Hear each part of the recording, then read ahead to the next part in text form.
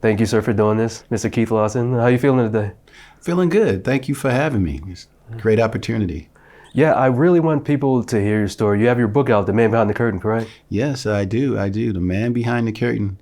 It was a journey, creatively and personally, but it was something that was long in the making. Because it's been years of folks that I talk to as I cross paths with people doing what I do in TV and music, et cetera. And they always say, man, you should write a book. And I always say, yeah, you know what? One of these days I will write a book, and not really thinking about it as an actionable item, but just something to do in the future. Well, one of the things that COVID sort of changed for me is that it really brought to the front the idea that you don't have forever to do whatever it is that you came here to do. And, you just have to get to it. So at some point saying, I'm gonna write a book someday at some point has to turn into today. So it took some twists and turns in terms of where it was going, because I didn't know where it was gonna go when I started, but I'm happy with where it turned out. Yeah, that's actually a big theme that I've noticed just in talking to you just now and also in your book, was that uncomfortability. I'll do it tomorrow or I'll get to it, but just going out there and breaking through and say, you know what, I'm going to do it. And we can go all the way back to the beginning. I want people to hear your story, but I want them to see the book too. So let's touch on a few things. Tell a little bit about where you're growing up. What was it like growing up? I know you're from Baltimore, my hometown. I got to shout it out. Yeah, talk about that upbringing a little bit. Yeah, I grew up in Baltimore. Basically, 4 brothers and sisters and my mom. Early on, it was obviously my mom and my dad. With my parents, and how it ended up with just my mom and us is my dad was also a musician who thought he was going to do big things, had opportunities to do big things, had records out and was doing performances and opportunity to do national tours. And my mom got pregnant and he was not able to go on the road, and that ended up effectively ending his opportunity. Well, and not being able to do that thing, which he was very clear was the thing that he wanted to do, it made him a bitter person. And that played out in various ways that affected everybody else around him, i.e. his family life at home, because obviously he tried to do what he needed to do, went and got a job, opened a barber shop, but he had that passion that was not being recognized. He had that thing that he wanted to do creatively. He knew he was a musician. He knew he was a singer, and he couldn't do it. And it made him bitter. And over time, he became, angry and confrontational. And that turned into a lot of problems at home in terms of him coming home and, having a couple of drinks and wanting to fight. And my mom was like, we're not having that.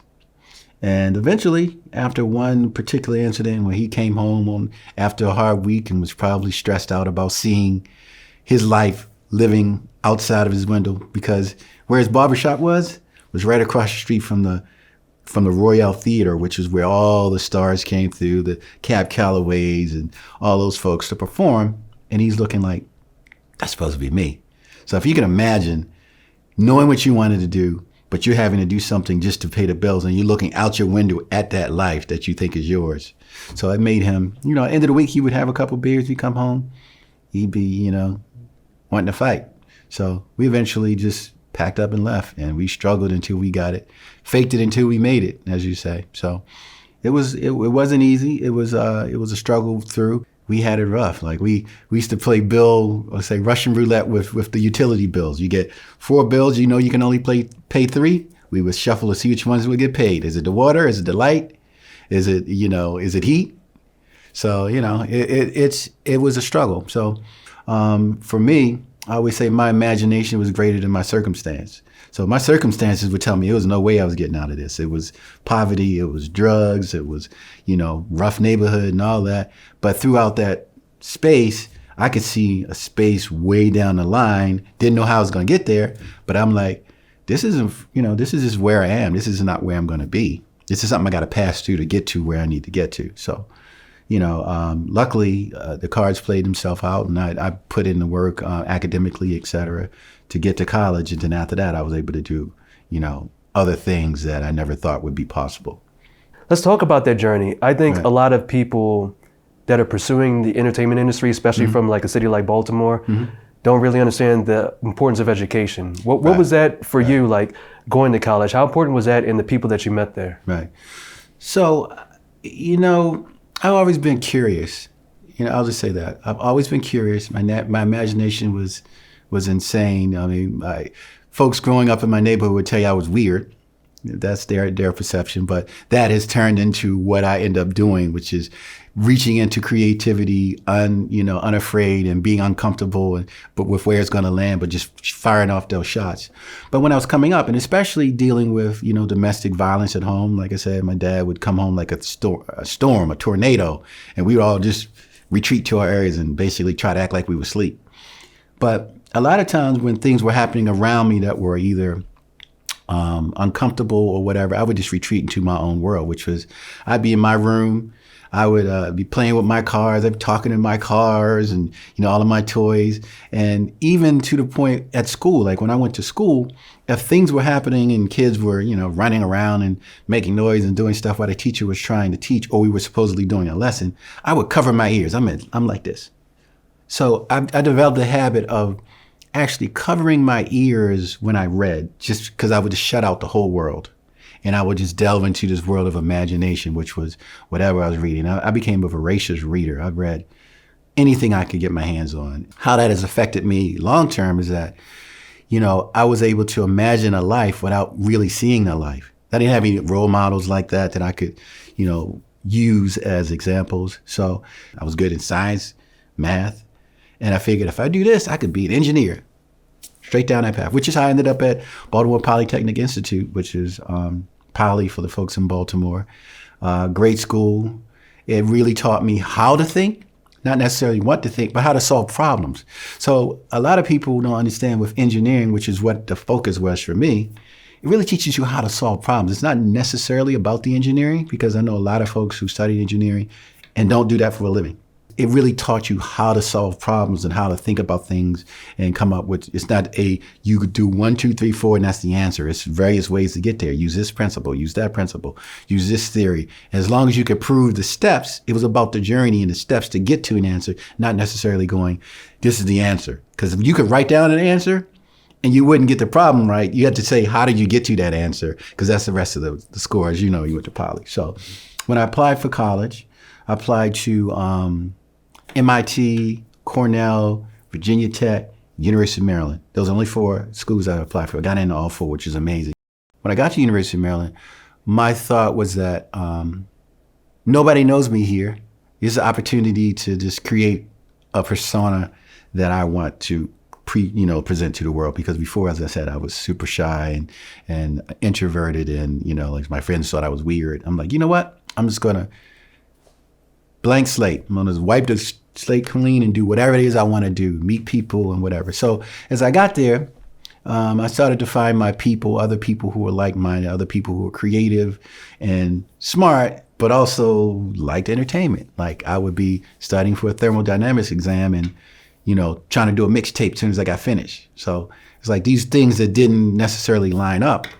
But what I realized is that it was kind of the universe saying, hey, over here, I know what you think you're here to do, but this is what it is. It's this entertainment thing. It's this music thing that had been in my background, in my blood all of this time. It was always around me. And I never thought of it as a career because I hadn't seen anybody turn it into a career. So it was no path. I met a couple people at Maryland, which is key to me being able to let go of the supposed to be's and get uncomfortable and see what really was there. So I met a good friend of mine, Billy Woodruff, who was just I like to say, between Billy Woodruff and my partner, Kit Walker, folks who like to have unreasonable optimism, unreasonable, just like, why are you optimistic? There's no reason to think you can do that thing. And Billy was a person that when I met him, he was like, the first thing I asked him was, what did he come to Maryland to study? And he said, cultural anthropology. I didn't know what that was. I was like, what the hell is that? He said, well, it's really a study of people and culture, et cetera. But realistically, it was a subject and a major that I could easily get a scholarship in because we're in a lot of people there. And just to get me here to Maryland, but this isn't where I'm going to be. I'm going to be a star. That was what he said. I'm going to be a star. I'm like, okay, that sounds real non-specific. But what I didn't realize is you don't have to know all the steps at once at the beginning. You don't have to know all the steps. All you have to do is start taking some steps. And as you take one step, the next step starts to line up. And especially if you know what you're passionate about. He knew he was passionate about creativity. He knew he was passionate about music. He knew he had a creative eye, even though he didn't know how he was going to get there. He eventually got to BET and started doing some other things, which started opening my eyes to other careers and stuff. And he would ask me to help on the weekends, like, hey, can you help me do this? Can you look at this? Can you help me log a tape? I'm like, I don't know how to do that. It's like, just look at the tape, check where the time codes are, show me how to do it. And it's like, and then mark interesting things. Like if it's an interview, if somebody says something interesting, mark that and let me know. So he started teaching me little things about that. And his optimism in the face of whatever anybody told him he could do was just crazy. I'm like, this dude, he don't care. He just gonna go out there and get it. And eventually he did. He just went to what he wanted, what he said he was gonna do, and eventually created an avenue to get to that space and started doing it. And over time, I started realizing that I had a passion for some of the things because of Billy, and because he's like, man, you know music and you know numbers, you can help me with the budget on this thing. Like, you can look at this and tell me how to help with the financial side, and you'll learn, follow this production manager around and learn a little bit, follow the producer around, learn what he does, because the next time we do a music video, I'm not hiring him. We're going to do this ourselves, and you can take what you learn, you know, so it'll be one less person to pay. So started trailing around with him, and next thing you know, I'm, you know, on music video sets and shooting videos and set. And then my partner, Kit, who I say ultimately is another person I met at University of Maryland, but he wanted to be in artist management. And he's another person who was just unreasonable optimism. Just like, why do you think you should be able to do this? He's like, I'm going to manage artists and we'll get these deals. I'm like, well, how do you think you're going to do that? He's like, I'll figure it out. These people aren't smarter than me. And he started down a path trying to find artists and stuff. And I would try to help him. Now, once I started working with Billy, I started getting access to labels, and, you know, the label reps will come on set for the shoots and the A&R folks. So then I started hiring Kit to come on set as a production assistant, just so he'd be in the scene. So you meet him on the set of a music video. If he comes back a month later with an artist to a label, you go, oh yeah, we met on the set of the, you know, SOS band video. And you go, oh yeah, I remember you. Like, yeah, I want you to, you know, listen to this demo. So it's a way in, because half of it is getting access, getting to the table. It's not that these folks have anything more than you, but a lot of times they just have access that you don't have. So I started using these opportunities to create access. And Kit is a person, so he talked me into helping him with the music folk, because I would tell him, like, yeah, you got an artist, but, you know, you're not going to make money with this artist. That person is okay, but he's not going to be somebody who's going to make you money in the music industry. And he's like, well, what do you mean? Like, listen, I can introduce you to some people that can help you, that I know will make it based on what I've seen and what I know. Started introducing him to people, one of which he ended up signing. But the person he signed was like, I don't really know Kit, but I know you. Like, are you going to be part of this? And I'm like, I guess so. And next you know, I'm part of the management company. We're managing artists. That artist ended up winning a Grammy, by the way. His name is Delius Kennedy, part of a group called All for One. Kit always thought that, you know, we could do whatever we wanted. And I was a little bit more cautious. Kit, as a result of that, got me to write a screenplay, which he gave to Robert Townsend, because he told Robert Townsend that we had a screenplay. And he called me and said, hey, I was on the panel with Robert Townsend. He wants a screenplay. I told him we had one. I'm like, that's great, but we don't have a screenplay. He goes, yeah, but I figured you could write it. I'm like, what? What makes you think I could write a screenplay? I've never done this. He goes, come on, man. These people aren't smarter than you. Let me buy the software for movie magic software, and you can figure it out. He bought the screenwriter software and gave it to me. He's like, oh, by the way, he wants it in 2 weeks. I'm looking at my phone like, this dude is crazy. But what he did was push me into a space, by the way, it was uncomfortable. I'm like, I don't know how to do this, but let's see if I can figure it out. 2 weeks later, I had a script. I said, if I write 10 pages a day, I can get to 100 pages in, 10 days. And give or take, a day off, or some days I have no creativity, 14 days, I can get to 100 pages, which, and, if you know anything about movie writing, a page is about a minute. Movie, 100 minutes, just under 2 hours. That's fair. Ended up writing 110 pages in 2 weeks. By this point, I was working at BET. I was riding home from BET one day and got a call. It was Robert Townsend. He was like, "Hey, is this Keith?" I'm like, "Yeah, it's Keith." He's like, "Hey, this is Robert." I'm driving. I'm like, "Hey, Robert who?" He's like, "Robert Townsend." Swerved over to the side into a parking space. Took a breath. I'm like, Robert Townsend? Yeah. So I read the script. Really like it. I'm like, wow. And then he said, "What else have you written?" I said, "Nothing." He goes, "You've written nothing else?" I'm like, "No." He said, "Man, this is really good.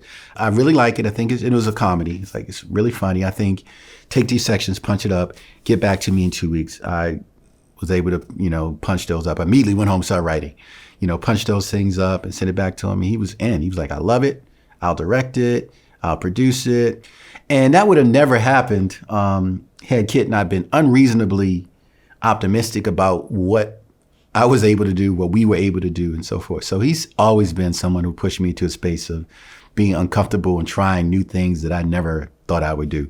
Same thing with Billy, who started with me getting into, doing TV, which is where I ended up after music videos, because he was at BET. I would go to BET and meet him about videos we were doing that weekend. At the time, by the way, I was still working at a computer consultant firm, an engineering firm. But I would work Monday through Friday, run to see him in the evenings, and by Friday, we were running off to go shoot a music video. And I realized that was the passion part of life. That was what I was not understanding, is that what I was passionate about was not what I was doing for a living. So after a certain point, it's like, by like Wednesday, I'm getting through my days in a good mood, even though stuff may be happening, stuff may be a challenge at work, because I'm thinking about what's going to happen on the weekend. And that was the excitement. That was the passion. And that was what was pulling me to the weekend. That was driving me through my week. So I'm like, I wonder if I took the same energy and applied to it full time, because after a certain point, I started making enough on the weekend. It was almost what I was making during the week at this job, which I was just doing because I could. And Billy was like, "I told you should be over here with me. We can start this company, Ultra Image.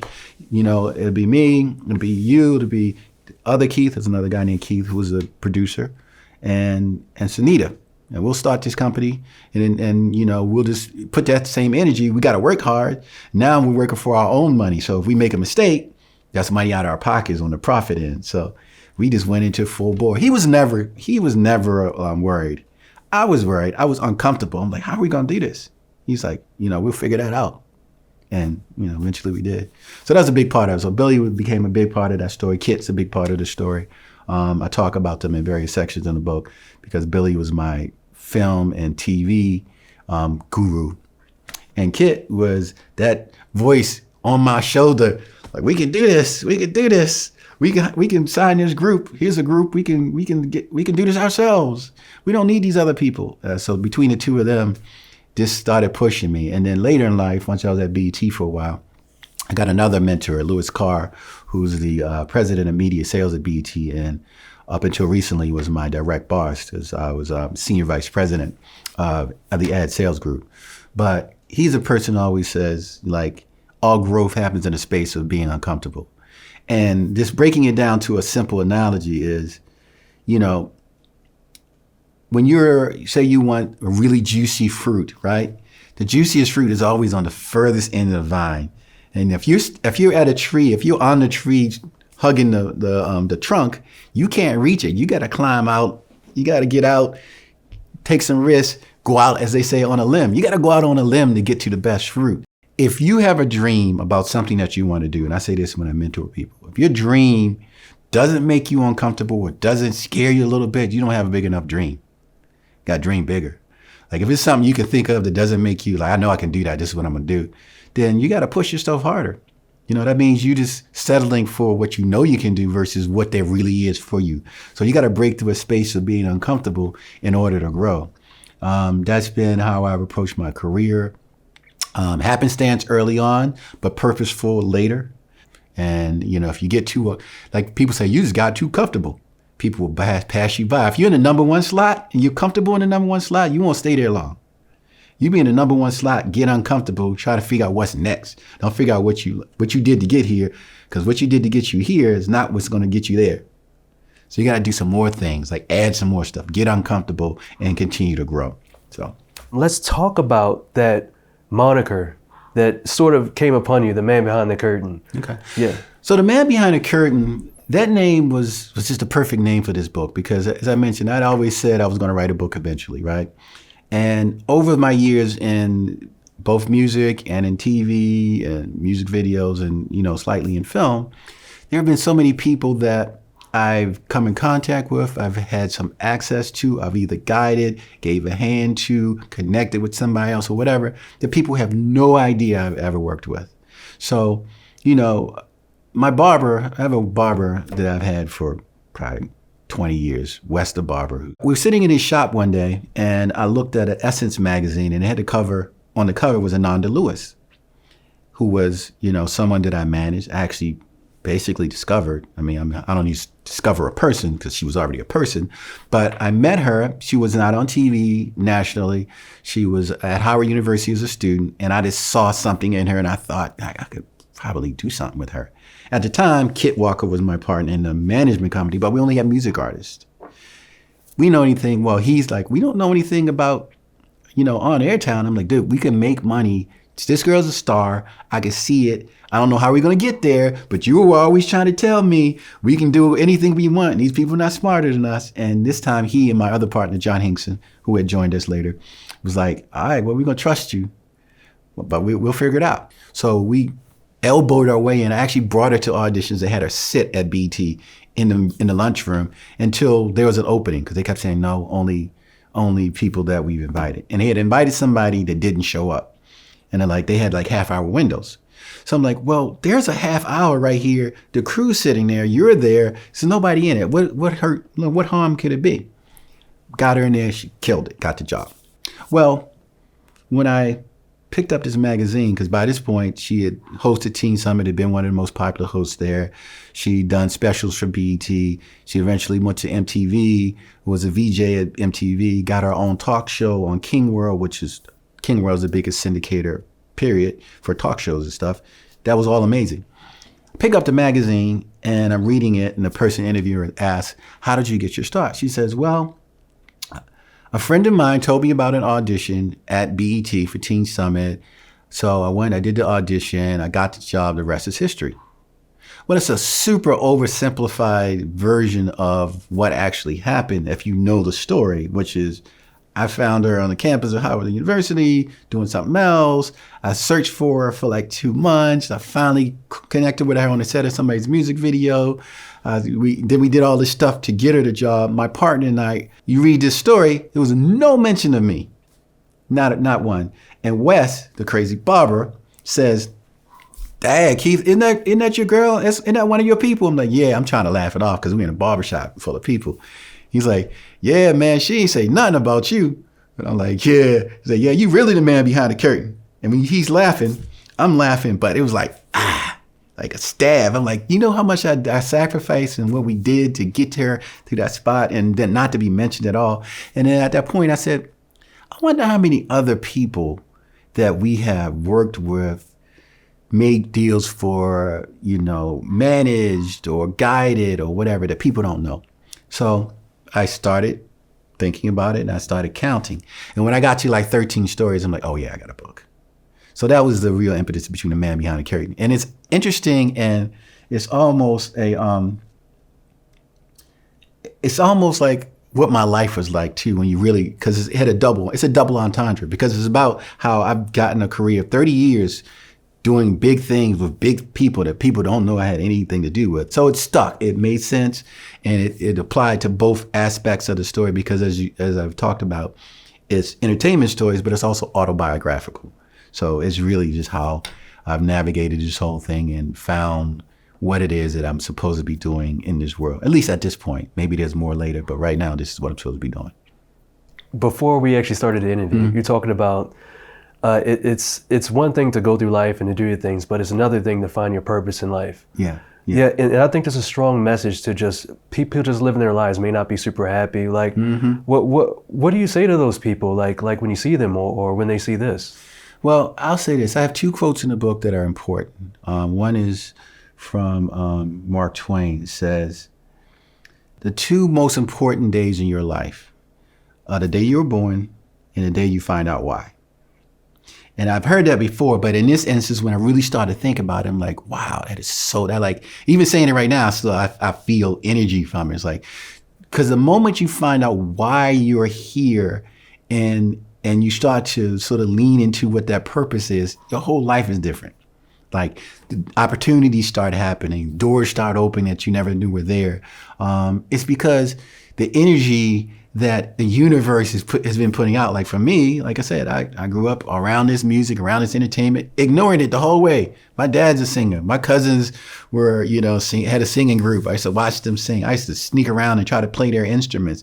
When I was supposed to be in basketball practice, I'd be playing around on the piano. All these things never really landed that maybe you should be thinking about those things that keep coming, things that you do for free. I always say athletes have the best jobs in the world because they do something for millions of dollars, pro athletes, that they would do for free. They play and they make millions of dollars. Then what they do in the off season, they play for free. They go play pickup games and whatever. So when you figure out what that thing is that you would do no matter what, it changes how you approach life, right? So the other Chinese proverb is, we all have two lives. It's very similar. We all have two lives. The second one begins the moment you realize you only have one. And I had to read that a couple times, but what that is, and that's for me hit going into COVID. Like going into COVID, I lost my mom suddenly, super close. But also the world was changing, right? And at that point, I'm like, I've been waiting around for the right time, the right opportunity, the right whatever to do whatever this is that I came here to do. And you never know how much time you have, right? So when you realize you only got one life to get this right and you need to get to whatever it is you were meant here to do, you got to get to it. So at that point, I started doing a lot of things. Like the book started happening during that period. Some courses that I wanted to take in marketing that I said I was going to do eventually. I realized my job was compensating us I started taking those, even though I'm like, I don't know when I'm going to do it, but Kit in my ear going, you can do whatever you want. And Billy going, let's just, don't worry about how you do it. Start taking some steps. So it's like, you can't eat an elephant at once. You can take one bite at a time and then you look up, the whole elephant's gone. If you look at it like, oh, this is a whole elephant, I can't possibly do this, you're never going to get anywhere. It's analysis paralysis. Think about it so hard, you don't do nothing. You don't do anything, I should say. My mom, thanks, Mom. You think about it so much, you get stuck in how big a task it is that you don't make any steps. But the best thing you can do when you have something, a mission, a project, something you're passionate about, is to take a step, any step. Take one step and then build from that step, take another. The next thing you know, you look up. Just like this book, I looked up, I was done. I was like, wow, I'm actually done. And then all I had to do, it took me literally probably 3 months to write this book, which is an insane short length of time to write a book. But that's because I took one step. I didn't think I was going to be finish a book anytime soon. I said, all right, well, let me write this paragraph here. This chapter, because I know what this chapter is about. Let me write the chapter about how I snuck to the movies with TLC, right? And nobody believed it was TLC because they're like, why would TLC be in a movie with this guy? And we rolled up in a raggedy Corolla. Like, that's not TLC, no way. Most of the stories in the book are about me directly, personally interacting with people, making a break, signing somebody, managing somebody, getting them an audition, etc. But one of the stories that helped me close the book was a story about Bruno Mars, right? So my wife has a cousin, Mark, who is in the industry and, like me, had been managing artists and trying to get a break and not having somebody to access. Like, early on, I didn't have any contacts. So as I started to make my way into business, I became a contact. I want to open some doors for people. And Mark reached out to me and was like, listen, I got this guy. He's really good. Actually, 2 guys that I manage. I've been doing this and that. I've been trying to get him club gigs. And he really worked with the resources he had, but he didn't have access to certain things. And he actually played me something from him. And I remember thinking, whoa, this guy's really good. Who is this? Like, what are you doing with him? So trying to figure out how I can help him, right? But over time, you know, my job had gotten busier. I was, by that point, I think a executive producer for music specials and entertainment. So I was, you know, doing a lot of stuff and trying not to spread myself too thin. And, you know, we never really got to make it happen, right? And, you know, I was trying to connect with people, whatever. Well, he ran out of money eventually and had to move back home. He lives, his family's in Kansas, left, right?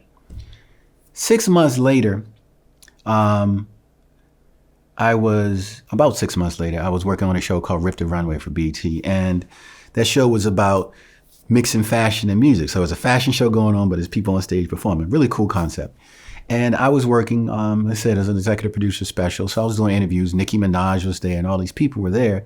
And I got a call from Mark who was like, you remember that guy I was telling you about? He's actually at the show. You should go say hi. And keep in mind, Mark had run out of money and moved back home. Now I'm going backstage to go see hi. And the way the stage is set up is like the really, really important people, you can't get to their area, security, whatever. And they limit who can go back unless you have a business reason to be back there. And I was front of house. I was doing interviews.